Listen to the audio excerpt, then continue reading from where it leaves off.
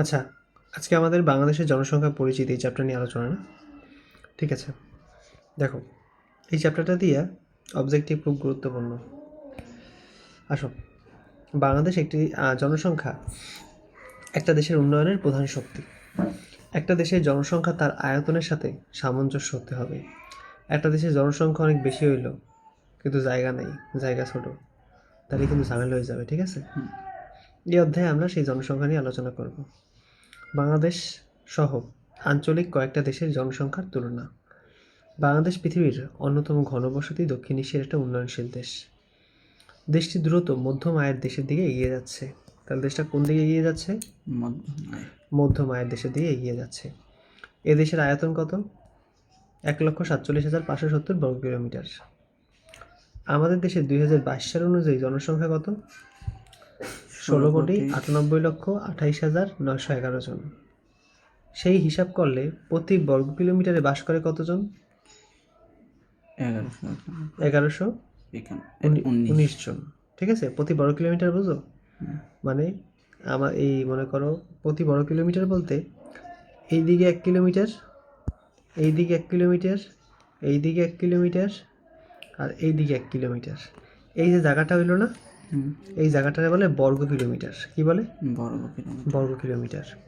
এই জায়গার মধ্যে মোট কতজন? মোট 1119 জন মানুষ বসবাস করে। আচ্ছা,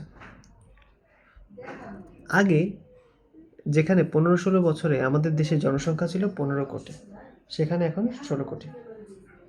বর্তমান জনসংখ্যার বার্ষিক বৃদ্ধির হার 1.2%। আগে থেকে তো কম ছিল। 2001 সালে যা ছিল 1.59%। তার মানে আগের থেকে কমছে। 2001 সালে মানুষ যে পরিমাণ ঘন ঘন পোলাপান পয়দা করতো, এখন আর সেই পরিমাণ পয়দা করে না। 27টা। হ্যাঁ, 27টা হয় এই বেটা, 27টা পয়দা করতে, তার সেই পয়দা করে না। এই কারণে জনসংখ্যা বৃদ্ধির হার কমে গেছে। এই হারে যদি বাড়তে থাকতো এতদিন আমরা 20 কোটি হয়েছিতাম। এখন তো মানুষ 3টার বেশি, 2-3টা বেশি। লজ্জা পায়। আচ্ছা, এবার বাংলাদেশ সহ আঞ্চলিক কয়েকটি দেশের জনসংখ্যা বৃদ্ধির তুলনামূলক চিত্র চিন্তা করো। বাংলাদেশের বৃদ্ধির হার 1.2, ভারতে 0.9, নেপালে -0.1, নেপালে বাচ্চা কাচ্চা নেই না। পাকিস্তানে বেশ ভালোই। মাইনাস চললে কয় বছর চলবে দেশ যদি বাঁচে না এরা? ধরো আগামী 30-40 বছরের মধ্যে দেশ নাই সিভিয়ের ব্যাপার থাকে। শ্রীলঙ্কা, আর ওগুলো ছোট দেশ না, ওগুলো তো লাক্সারি দেশ। ওইসব দেশের মানুষ ভ্রমণ এইসব জায়গায় বেশি টাকা ইনভেস্ট করে। পোলা মাইয়ের প্রতি প্রতি এত কি নেই, এত ইচ্ছা নেই। আফগানিস্তান নতুন দেশ, সেই হিসেবে সেখানে খুব বেশি পরিমাণ বাচ্চা পয়দা হইতেছে। একটা পুরুষ মনে করো 4টা বিয়ে করতেছে, প্রত্যেকটা ঘরেই 4-5টা করে সন্তান। বুঝছো? ভুটান, মালদ্বীপ সবগুলো এরকমের। বুঝতে পারছি?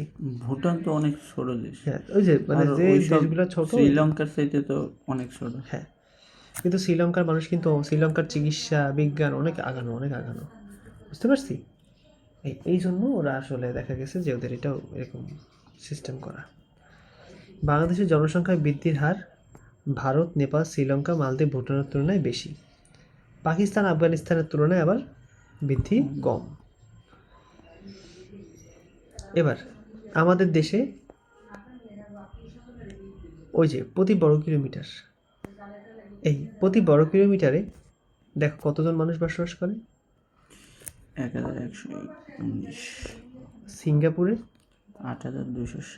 চিন্তা করতে পারো যে ওদের একটা বর্গ কিলোমিটারে কি পরিমাণ মানুষ বসবাস করে শ্রীলঙ্কায়? দেশ তো বল। কোথায় দেশ? শ্রীলঙ্কা দেশ বল?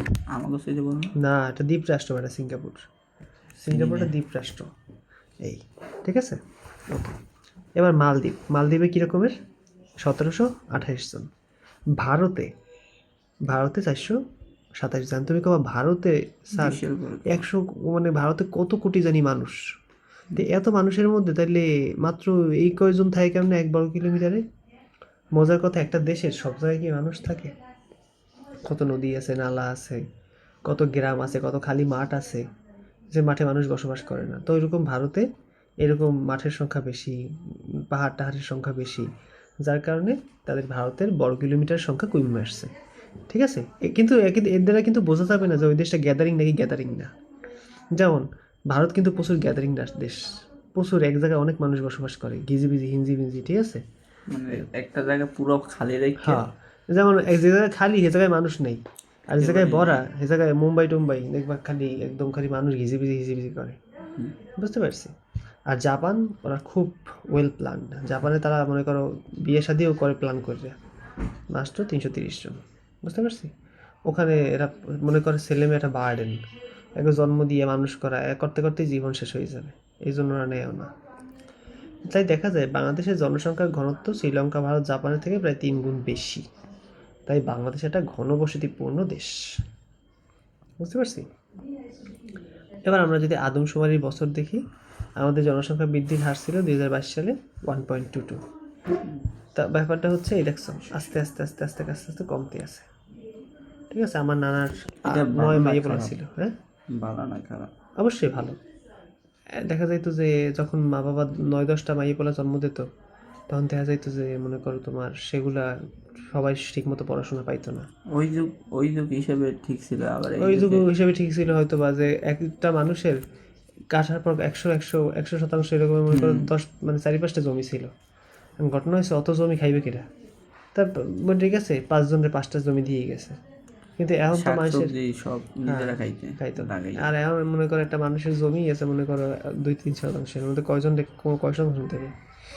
বুঝছো, জনসংখ্যার পরিবর্তনশীলতা, জনসংখ্যা ধীরে ধীরে এভাবে করে কি হয়েছে বৃদ্ধি পাচ্ছে বিভিন্ন কারণে। জনসংখ্যা পরিবর্তনে বয়স, লিঙ্গ, বিবাহ, ধর্মীয় মূল্যবোধ, শিক্ষা, পেশা এগুলো সবই নির্ভরশীল। কেমন? যেমন এক লোক অনেক বড় চাকরি করে, সে 4-5টা বাচ্চা নিতেই পারে, কিন্তু যে লোক একটা ডেলিভারি ম্যানের চাকরি করে ও কি চাইলেই 4-5টা বাচ্চা নিতে পারবে? পারবে না। এরকম হিসাব করলে জনসংখ্যার বয়স কাঠামো হিসেবে 3 ভাগে ভাগ করা হয়। একটা হলো যুবক, যেটা আমরা, প্রাপ্তবয়স্ক, যেটা মোটামুটি মনে করো যাদের বিয়ে হয়েছে, বাচ্চা নেবে এরকমের, আর যারা বৃদ্ধ, যাদের বাচ্চা কাচ্চা বড় হয়ে তারাও নয় বিয়ে করতে চাইতে আছে। এই আমাদের দেশে খুব বাল্যবিবাহ হয়। বাল্যবিবাহ মানে কি? মেয়েদের 18 বছরের নিচে বিবাহ। কোনো দেশে বাল্যবিবাহ বেশি হলে সেই দেশে জনসংখ্যার হার বেশি হবে, স্বাভাবিক ব্যাপার। একটা মেয়ে 12-13-14 বছরে বিয়ে করছে, এখন 3 বছর পর পর তো স্বাভাবিক ব্যাপার 3-4 বছর পর পরই বাচ্চা দেওয়ার মতো সক্ষম হয়ে যায়। তাহলে চিন্তা করো যদি 50 বছর বাঁচে কয়টা বাচ্চা দিতে পারে? একটা ছোট রকম, তো এরকম 4-5টা করে দিলেই তো হয়।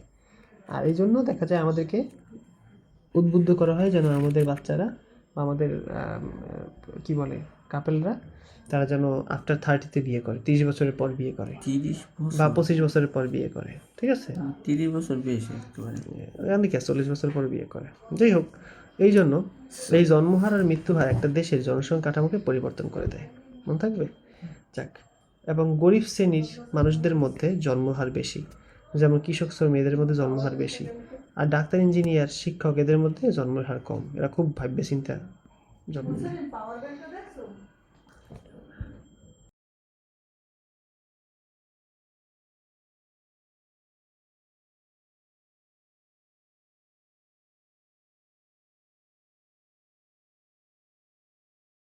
যাক, তাহলে এই হলো অবস্থা, বুঝতে পারছি। বর্তমানে বাংলাদেশের মানুষের গড় আয়ু কত? 72 বছর। সরি 72 বছর, 27 না, তুমি উল্টো দেখতে আসো। আমরা 72 বছর, 27 বছর হয় কেমন? মর্ডিনিটি। ঠিক আছে, এগুলো রিডিং পড়বা, এগুলোর মধ্যে তেমন কোনো কথাবার্তা নাই। এই আমরা কয় পৃষ্ঠা পড়লাম? এই পর্যন্ত পড়লাম, ঠিক আছে। কতটুকু আছে আমাদের চ্যাপ্টার? বাহ, বেশ ভালোই বড় আছে। এই তাহলে আমরা পড়লাম এই যে আধুনিক চিকিৎসা পদ্ধতি ব্যবহারের ফলে, বর্তমানে আধুনিক চিকিৎসা পদ্ধতি ব্যবহারের ফলে শিশু মাতৃমৃত্যুর হার উল্লেখযোগ্য হারে হ্রাস পেয়েছে। মানে অর্থাৎ আগে আমাদের চিকিৎসা তো ভালো ছিল না, মায়েরা মারা যেত সন্তান জন্ম দিতে চাইলে, বুঝতে পারছি। এছাড়াও বর্তমানে মেয়েদের বিয়ের বয়স বৃদ্ধি করতেছে সরকার, দরিদ্রতা হ্রাসে কার্যক্রম গ্রহণ করতেছে, জন্ম নিয়ন্ত্রণ আন্দোলন জোরদার করতেছে, তারপর নারীর কর্মসংস্থান এবং আয় বৃদ্ধিমূলক কর্মকাণ্ডে অংশগ্রহণ বাস্তবায়ন করতেছে। এবং এইগুলো করার কারণে আস্তে আস্তে কী হইতেছে? আস্তে আস্তে জনসংখ্যার হার কমতে আছে। ঠিক আছে, তাহলে আজকে আমাদের প্রথম পর্ব এই পর্যন্তই থাকবে। আমরা পার্ট 2টা পড়লাম, পরবর্তী ক্লাসে আমরা পার্ট বাকিগুলো পড়ব। ঠিক আছে? ওকে, না এরপর কোনটা পড়বা?